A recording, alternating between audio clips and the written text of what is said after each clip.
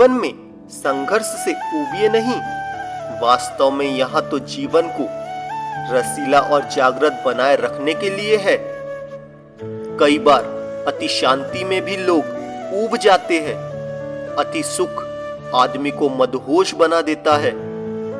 इसीलिए अति संपत्ति विपत्ति का दूसरा नाम है। दुख हमें जगाए रखता है। विपत्ति या प्रतिकूलताएं जो जीवन में आती है हमें जागृत रखती है, वरना सुख और अनुकूलता सुविधा बहुत संभव है कि हमें सुला दे। इसीलिए सुख की निरंतरता में जागते रहना मुश्किल काम है।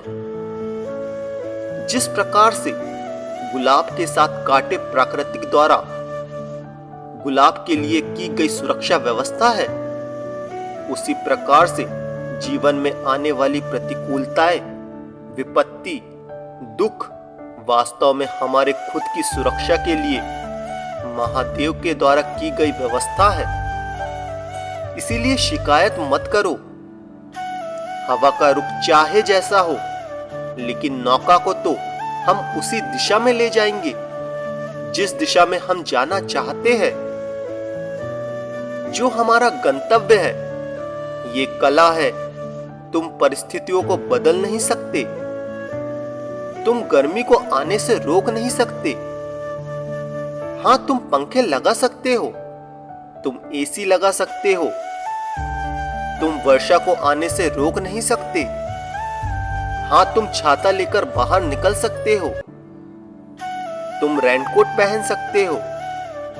तुम पूरी धरती को कांटों से रहित नहीं कर सकते।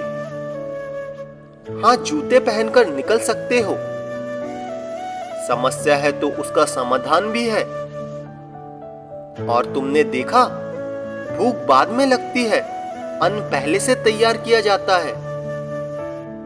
प्यास को शांत करने के लिए महादेव ने पानी दिया है। समस्या सगर्भ होती है और वह अपने गर्भ में समाधान को लिए रहती है। बस थोड़ा धैर्य रखो, देखना उस समस्या के ही उदर से समाधान मिलेगा। बस हम उस समस्या के लिए शिकायत तो बहुत करते हैं, किंतु समाधान के स्वीकार के लिए तैयार नहीं दिखते। क्या समाधान की प्यास है हमारे अंदर? क्या हम समाधान चाहते हैं? तो सच मानो, समस्या ही समाधान देगी। समस्या पर ठीक से चिंतन करो, चिंता से मत भर जाओ।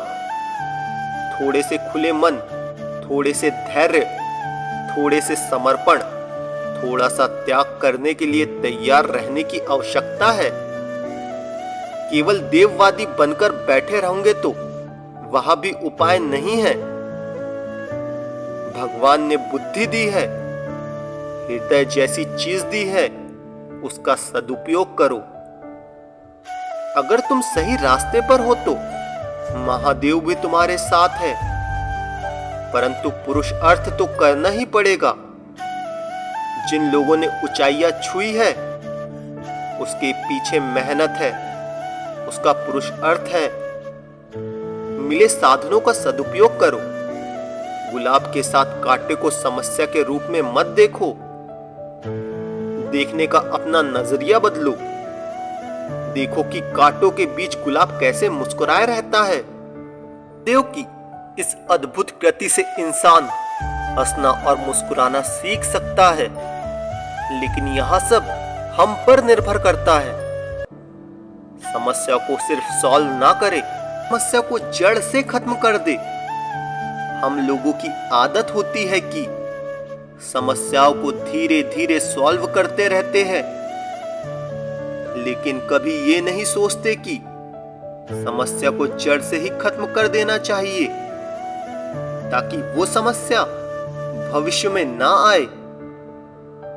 यदि आप एक स्टूडेंट है तो मेरी इस बात को अच्छे से समझ पाएंगे, और यदि हिंदी मीडियम से है फिर तो बहुत ही अच्छे से समझ पाएंगे। आपने इंग्लिश सीखने के लिए कितनी बार टेंस सीखे, अगली क्लास में गए, फिर से टेंस सीखे। आप बड़े हुए, किसी कोचिंग क्लास में गए, आपने फिर से टेंस सीखे। लेकिन हुआ क्या? आप टेंस भी नहीं सीख पाए और इंग्लिश भी नहीं सीख पाए। इसका मतलब क्या? आपने थोड़े समय के लिए समस्या को सॉल्व जरूर किया। टेंस एग्जाम में आते थे और आपको जरूरत थी, तब तक आपने सॉल्व जरूर किया, लेकिन उस समस्या को हमेशा के लिए जड़ से खत्म नहीं किया। इसीलिए बार बार आपको वो चीज सीखने की जरूरत पड़ी।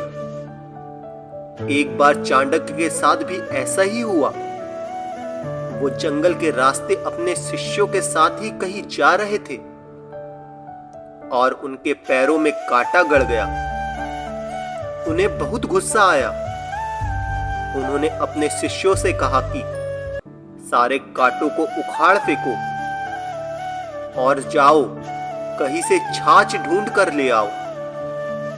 उनके शिष्यों ने जैसे तैसे छाछ ढूंढ कर लाए, लेकिन शिष्यों ने पूछा कि ये छाछ क्यों मंगवाया है।